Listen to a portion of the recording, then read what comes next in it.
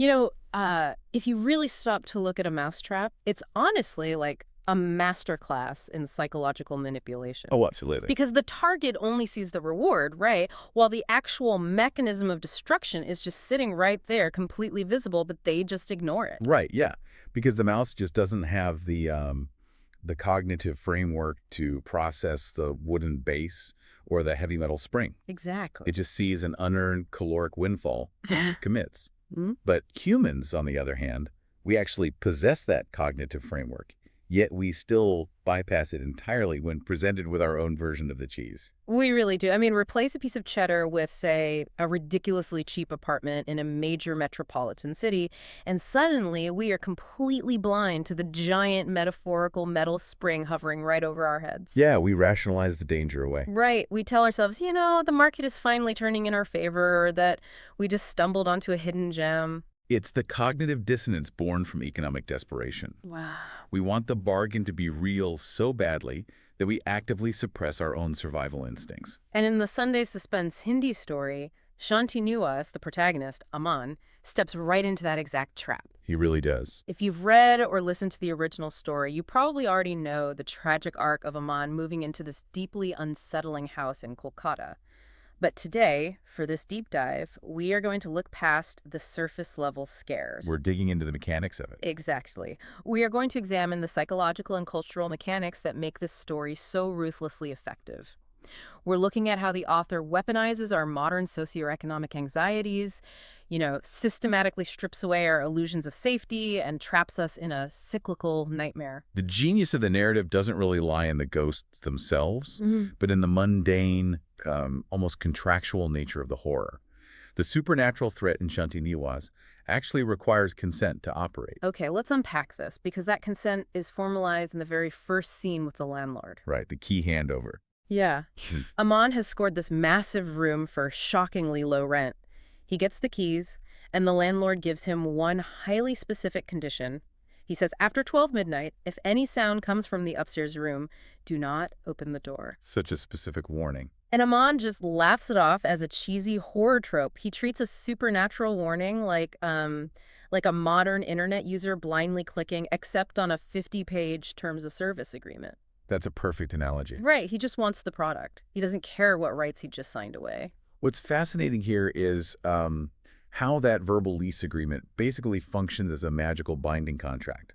By dismissing the warning, Aman legally, well, in the esoteric sense, and supernaturally accepts the liability. Oh, wow, okay. The landlord's silent smile in response to Aman's laughter is literally the look of a predator who has successfully transferred the risk. The trap has been set, the bait taken, and the terms clearly stated. And the story wastes zero time in tracing those terms. I mean, the transition from mundane urban living to absolute terror is instantaneous. It really doesn't drag its feet. Not at all. When those slow, deliberate footsteps start from the floor above, thak, thak, thak, at exactly 12:17 a.m., the author is telling us the grace period is over. The contract is active. The specificity of that time, 12:17 a.m., is a brilliant narrative device. It entirely removes the ambiguity of just some random bump in the night. Yeah, it feels intentional. It feels methodical, like a scheduled audit. The entity isn't just wandering around aimlessly. It is operating on a precise, unyielding timetable. And what does Aman do? He reaches for his phone, which is honestly such a universally relatable reflex for you or me. Right. In any moment of uncertainty or minor panic, we immediately reach for our screens to tether ourselves to the collective safety of the outside world. Right, checking for a lifeline. But he looks down and he has zero signal. The network is completely dead. Stripping away that cellular connection is arguably the most critical structural pivot in the entire story. A working cell phone represents the modern illusion of safety. It really does. It implies instant access to law enforcement, friends, and just the collective knowledge of the internet. So by severing that connection, the author forces a massive psychological regression. It's an instant downgrade from the 21st century to the primal analog dread of the Dark Ages. Exactly. It traps the protagonist in a deeply folkloric landscape where modern rules just no longer apply. The horror crystallizes the exact minute Aman realizes his digital pacifier is gone, and he is reduced to a naked, isolated consciousness in a hostile environment. Which makes the subsequent auditory assault so much worse. The voice from the darkness doesn't just groan or wail, it calls his specific name, Aman. It makes it so personal. The hunt is personalized immediately. But rather than cowering in bed, this personalization pushes him out of his room and into the pitch-black stairwell, where the threat morphs from an unseen sound into a physical reality. He has to go look. He looks up at the half-open door on the third floor, with that sickly yellow light spilling out. The visual contrast there, of the yellow light against absolute darkness, it acts as a twisted anglerfish lure. It is an invitation designed to exploit human pattern recognition. Ah, that's a creepy way to put it. But it's true. We are drawn to light in the darkness, even when context screams that the light is extremely dangerous. But here's where it gets really interesting, because the story introduces a physical intervention right at that threshold. Aman is suddenly grabbed from below by the terrified old woman from downstairs. Right, the neighbor. Yeah, she begs him not to go up, telling him about a boy exactly like him who went upstairs 3 years ago and was found dead the next morning. She drops this chilling lore that he has woken up again and that every night he calls a new person. The old woman fulfills the ancient literary archetype of the harbinger. You see this everywhere, from Greek mythology's Cassandra to modern cinema. Totally. The harbinger is a threshold guardian cursed with the knowledge of the threat, but basically powerless to stop it.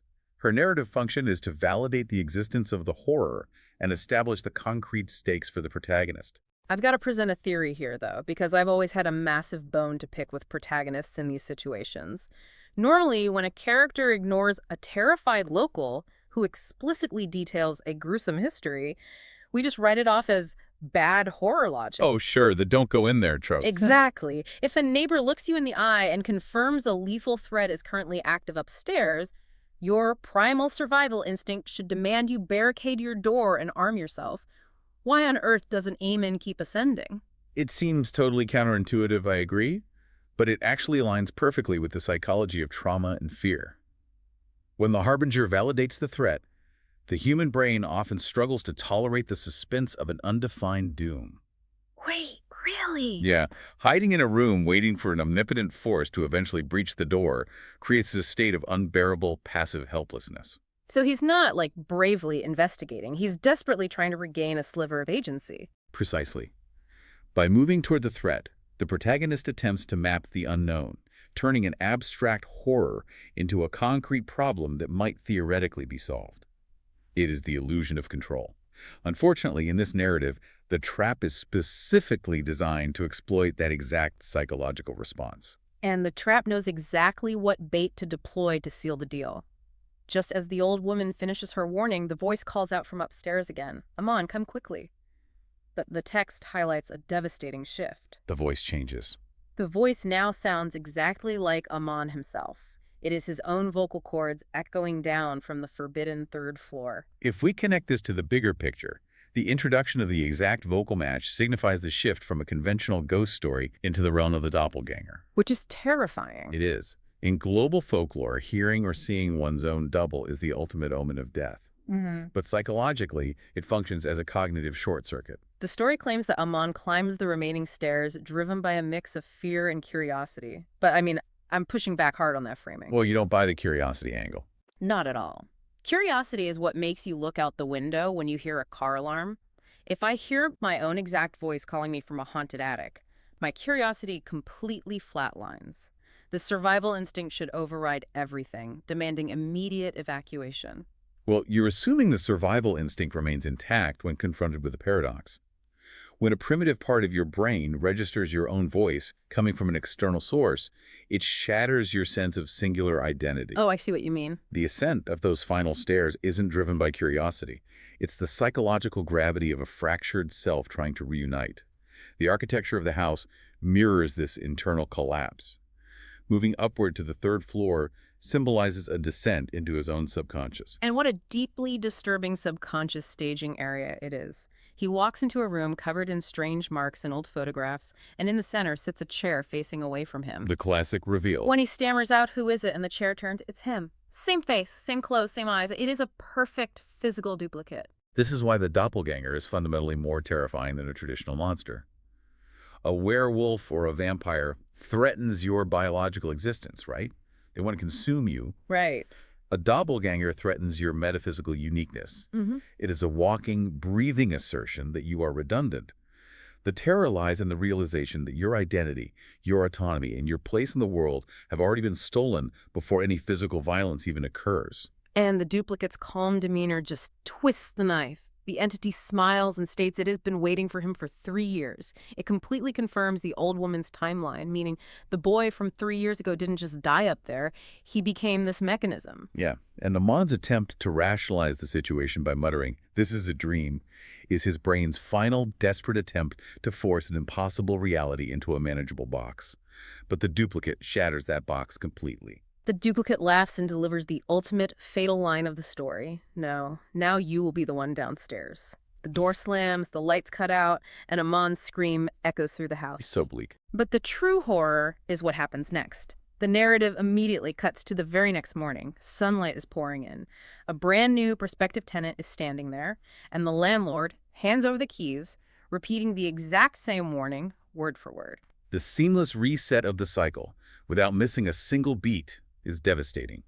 It reveals the true underlying machinery of Shantinuwas. So, what does this all mean? When you zoom out and look at the whole picture, the most terrifying element of this story isn't the doppelganger, it's the bureaucracy. Oh, absolute. The landlord isn't just an unlucky guy who happens to own a haunted building, he is actively running a supernatural subscription service. He's intentionally swapping out human bait every 3 years to keep whatever this entity is fed and operational. This raises an important question, though, about the nature of the curse and the economy of the haunting. The duplicate's final line, "Now you will be the one downstairs," indicates a horrific shift in labor. Shift in labor. Yeah. Amon hasn't just been murdered. Death would be a clean escape compared to his actual fate. Yeah. He has been structurally repurposed. He is the new heavy metal spring on the mousetrap. He is. For the next 3 years, Amon is condemned to be the one sitting in that dark room, waiting to mimic the voice of the next desperate tenant who signs a cheap lease. That is incredibly grim. The landlord simply provides the physical real estate, but the victims themselves are forced to provide the mechanism of the haunting. It is a perfectly self-sustaining, parasitic ecosystem. And suddenly, the landlord's silent smile from the very beginning takes on a whole new, deeply sinister context. It wasn't just a creepy character quirk to build tension, it was the smile of a middleman closing a highly lucrative, highly illicit deal. Yep, he knows exactly what he's doing. He just secured his next 3 years of peace and quiet, and all it cost him was a discount on rent and another person's life. The landlord represents the ultimate complicity of systemic exploitation. The house requires a sacrifice to remain quiet, and he acts as the property manager, ensuring the metaphysical rent is paid in full by someone else. Which brings us to a massive, overarching insight about why a story like this resonates so deeply right now. We started off talking about the cognitive dissonance of a bargain, but this narrative is effectively a brilliant allegory for the predatory nature of late-stage capitalism and the gig economy. It absolutely functions on that level. Yeah. The story leverages the very real socioeconomic desperation that defines modern urban living. Yeah, totally. When housing is scarce and incredibly expensive, the marginalized are forced to accept toxic, dangerous, or exploitative conditions just to survive. The cheap rent is the bait, and economic desperation is the blindfold. We willingly walk into systems that are designed to consume us because we feel we have no other choice. And we convince ourselves it'll be fine. Right, and the most insidious part is that the system doesn't just destroy you. It forces you to become part of the machinery that grinds up the next person in line. Amon becomes the very trap that caught him. The victims do all the heavy lifting of the haunting, while the landlord reaps the benefits of a cleared-out property. It highlights how predatory systems self-perpetuate by turning the exploited into the enforcers of the next generation's misery. It is an incredibly tight, ruthless piece of storytelling that uses classic supernatural tropes to expose very real human vulnerabilities. The author clearly understands that stripping away our cell service and our modern conveniences only reveals the timeless, primal fears that have always governed us. The fear of isolation. Yes, the fear of isolation, the fear of the loss of self, and the fear of being consumed by a system vastly larger than ourselves. The transition from Amon's arrogant dismissal to his total assimilation into the house's architecture is a stark reminder of the fragility of our perceived autonomy. We think we are the masters of our environment, right up until the door slams shut in the dark. So, as we wrap up this deep dive, the practical, real-world lesson for you listening is crystal clear. When an unbelievable deal requires you to sign away your boundaries, and the person offering it just smiles silently at your hesitation, walk away. run, even. Exactly. The cheese is never free, and the trap always snaps shut. There is always a hidden cost to an unearned advantage. But I want to leave you with one final lingering thought to mull over, something that builds on the horrific mechanics of Chantigny-Oise that we've unpacked today. Okay, what is it? If this house operates on an endless, self-sustaining cycle, if the duplicate waited 3 years to swap places with Aman, and Aman is now trapped upstairs practicing the voice of the new tenant who was the very first person sitting in that chair. Oh, wow. What originally started the cycle, and more importantly, whose face were they wearing when they claimed their very first victim? We'll leave you to think about that. Thanks for joining us, and we'll catch you on the next deep dive.